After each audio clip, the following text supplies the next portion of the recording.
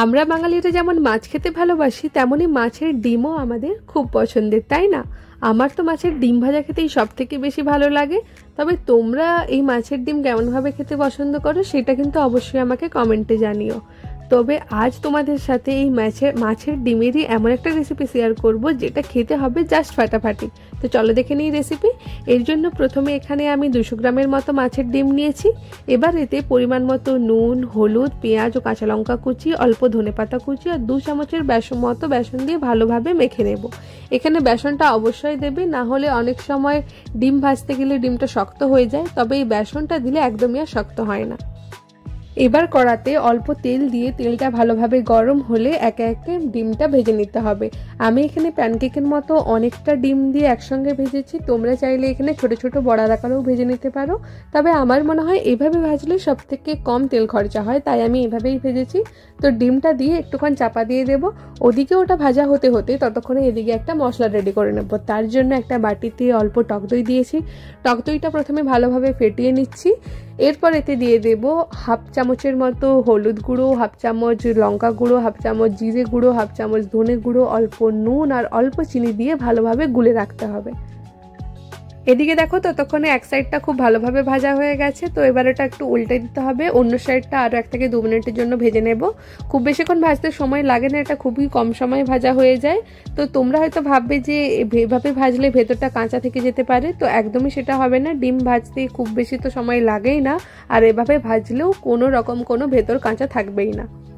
তো এভাবেই আমি দুবারে পুরো ডিমটা ভেজে নিয়েছি, উল্টে পাল্টে একদম লাল লাল করে 2 সাইডটাকে ভালোভাবে ভেজে নিয়েছি। তোমাদের আবারও বলছি, তোমরা এভাবে করতে না চাইলে তোমরা বড়ার আকারেও ভেজে নিতে পারো, তাতে কোনো অসুবিধে নেই। এতে টেস্টের তো কোনো পরিবর্তন হবে না, তবে এভাবে করলে একটু দেখতে ভালো লাগে, তাই আমি এভাবে করেছি। তো সবগুলো ভাজা হয়ে গেলে এবার এগুলো আমি প্রথমে লম্বা দিকে 4 ভাগ করেছি আর আড়ে 3 ভাগ করে চৌকো চৌকো সাইজে কেটে নিয়েছি। এখানে সাইজটা আমি মিডিয়ামই রেখেছি, খুব ছোট বা খুব বড় করিনি। তো সবগুলো এভাবে একে একে কেটে নিতে হবে।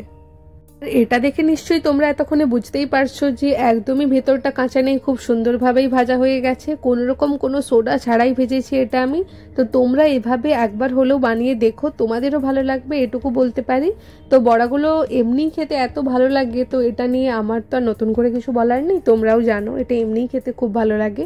তো আমাদের কাটাকাটি শেষ। এবার কড়াতে তেল দিয়ে শুকনো লঙ্কা, একটা তেজপাতা আর কয়েকটা গোটা গরম মশলা ফোড়নে দিয়ে মিডিয়াম সাইজের 1.5টার মতো পেঁয়াজ পেস্ট করে ভালোভাবে কালার চেঞ্জ না হওয়া পর্যন্ত কিন্তু কষে নিতে হবে। যখন দেখবে পেঁয়াজের কালারটা হালকা বাদামি বাদামি এসে গেছে, তখন এতে হাফ চামচ আদা আর হাফ চামচের মতো রসুন পেস্ট দিয়ে ভালোভাবে কষাবো, যতক্ষণ না পর্যন্ত এই আদা রসুনের কাঁচা গন্ধ যাচ্ছে।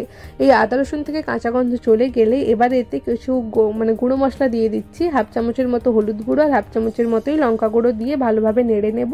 এবার যে মশলাটা রেডি করলাম দইয়ের, সেটা দিয়ে দিতে হবে। আর এই সময় অবশ্যই ফ্লেমটা লোতেই রাখতে হবে, যেহেতু দই আছে, হাই ফ্লেমে রাখলে কিন্তু দইটা ফেটে যেতে পারে। তাই অবশ্যই এই টাইমে ফ্লেমটা লোতে রেখে ভালোভাবে তেল না ছাড়া পর্যন্ত কষে নিতে হবে। যখন দেখবে মশলাটা থেকে ভালোভাবে তেল ছেড়ে দিয়েছে, তখন যে ডিমগুলো কেটে রাখলাম সেগুলো দিয়ে দিচ্ছি। সেগুলো দিয়ে ভালোভাবে একসঙ্গে 3 থেকে 4 মিনিটের মতো মশলাটার সাথে ভালোভাবে মিশিয়ে নিতে হবে। ভালোভাবে মিশিয়ে নিয়ে এবার এতে 2 কাপের মতো আমি গরম জল দিয়েছি। তোমরা এখানে অবশ্যই গরম জলই ব্যবহার করবে, ঠান্ডা জলটা ব্যবহার না করলেই ভালো। তো গরম জলটা দিয়ে আরও 3 থেকে 4 মিনিটের মতো ভালোভাবে ফুটিয়ে নিতে হবে। যখন দেখবে মশলাটা ভালোভাবে ফুটে গেছে, তখন ওপর থেকে অল্প গরম মশলা আর কিছুটা ধনেপাতা কুচি ছড়িয়ে নামিয়ে নিলেই কিন্তু রেডি এই মাছের ডিমের কারিটা। গরম জলটা দেওয়ার পর কিন্তু খুব বেশি খুন্তি দিয়ে নাড়াচাড়া করবে না, এতে ডিমগুলো ভেঙে যেতে পারে। আমার এখানে 1-2টোর মতো ডিম ভেঙেছে ঠিকই, কিন্তু বাকিগুলো সব ঠিকঠাকই রয়েছে।